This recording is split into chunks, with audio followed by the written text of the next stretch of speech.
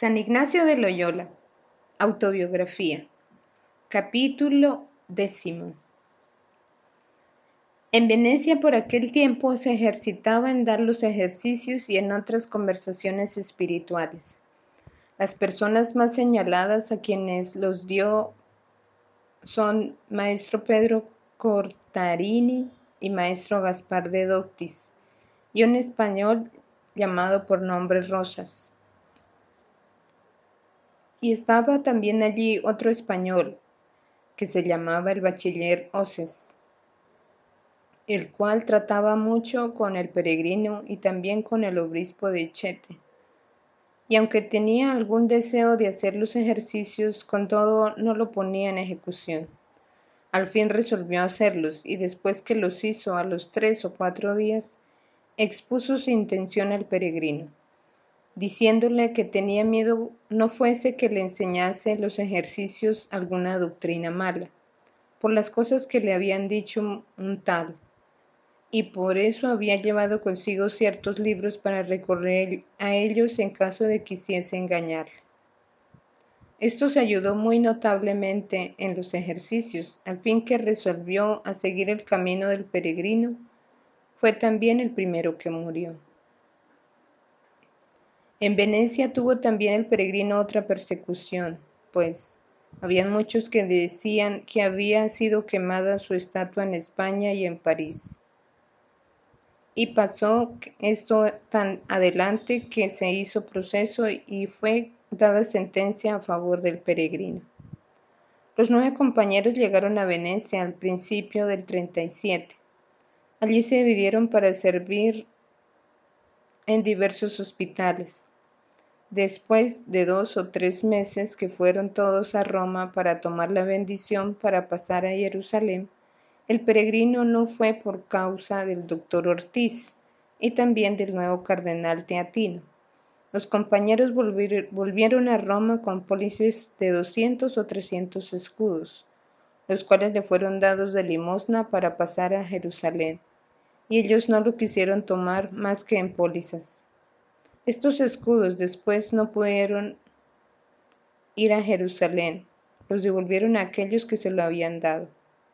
Los compañeros volvieron a Venecia del mismo modo que habían ido, es decir, a pie y mendigando, pero divididos en 3 grupos, y de tal modo que quisiesen siempre eran de diferentes naciones. En Venecia se ordenaron de misa los que no estaban ordenados, y les dio licencia el nuncio que estaba entonces en Venecia, el cual después se llamó el cardenal Veraglio. Se ordenó a título de pobreza, haciendo todos los votos de castidad y pobreza. Aquel año no había naves que fuesen a Levante, porque la habían roto con los turcos.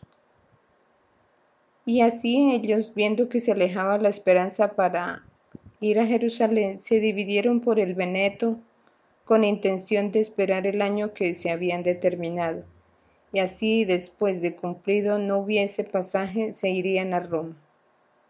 El peregrino tocó ir con Fabro y Lianés a Vicenza. Allí encontraron una cierta casa fuera de la ciudad que no tenía ni puertas ni ventanas, en la cual dormían sobre un poco de paja que habían llevado. 2 de ellos iban siempre a pedir limosna en las ciudades 2 veces al día, y eran tan poco lo que traían que casi no podían sustentarse. Ordinariamente comían un poco de pan cocido, cuando lo tenían, y cuidaban de cocerlo el que le quedaba en casa. De este modo pasaron 40 días, no atendiendo más que a la oración. Pasados los 40 días llegó el maestro Juan Corduri, y los 4 decidieron empezar a predicar, y dirigiéndose los 4 a diversas plazas en el mismo día y a la misma hora comenzaron su sermón, gritando primero fuerte y llamando a la gente con el bonete.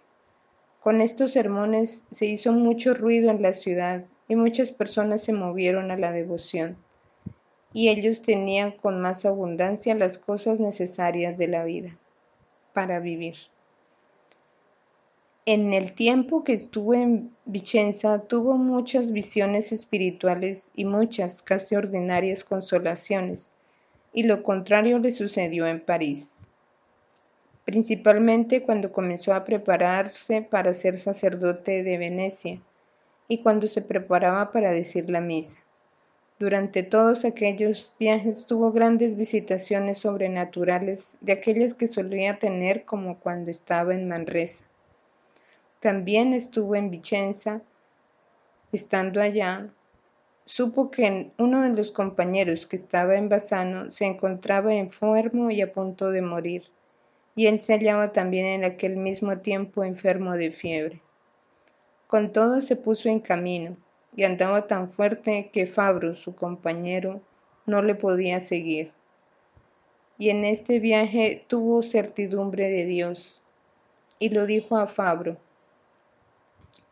que el compañero se moriría de aquella enfermedad. Y llegando a Bassano, el enfermo se consoló mucho y sanó pronto. Después volvieron todos a Vicenza y estuvieron allí por algún tiempo los 10, y algunos iban a pedir limosna por los pueblos cercanos. Después, acabado el año, y no encontrando pasaje, decidieron ir a Roma, y también quiso ir el peregrino, porque la otra vez, cuando fueron a Roma los compañeros, aquellos dos de los cuales él dudaba se mostraron muy benévolos. Se dirigieron a Roma, divididos en 3 o 4, y el peregrino con Fabro y la Inés. Y en este viaje fue muy especialmente visitado del Señor. Había determinado, después de que fuese sacerdote, estar un año sin decir misa, preparándose y rogando a la Virgen que le quisiese poner con su hijo. Y estando en día, algunas millas antes de llegar a Roma, en la iglesia, y haciendo oración, sintió la mutación de su alma y vio tan claramente que Dios Padre le ponía con Cristo, su Hijo, que no tenía ánimo para dudar de esto, sino que de Dios Padre lo ponía con su Hijo. Después, viniendo a Roma, dijo a los compañeros que veía las ventanas cerradas, queriendo decir que había de tener allí muchas contradicciones. Y dijo también, debemos estar muy sobre nosotros mismos y no entablar conversaciones con mujeres, si no fuesen ilustres. Y a este propósito después, en Roma, Maestro Francisco confesaba a una mujer y la visitaba alguna vez para tratar cosas espirituales. Y esta mujer fue encontrada después encinta, pero quiso el Señor que descubriese el que había hecho el mal. Algo semejante sucedió a Juan Coduri con una hija espiritual suya, que fue encontrada con un hombre. Y yo, que escribo estas cosas, dije al peregrino, cuando se narraba esto, que Lianés lo contaba con otros pormenores, según había yo oído. Y él me dijo que todo lo que decía la Inés era verdad, porque él no se acordaba tan detalladamente. Pero entonces, cuando lo narraba, sabe cierto que no había dicho más que la verdad. Esto mismo me dijo entre otras cosas.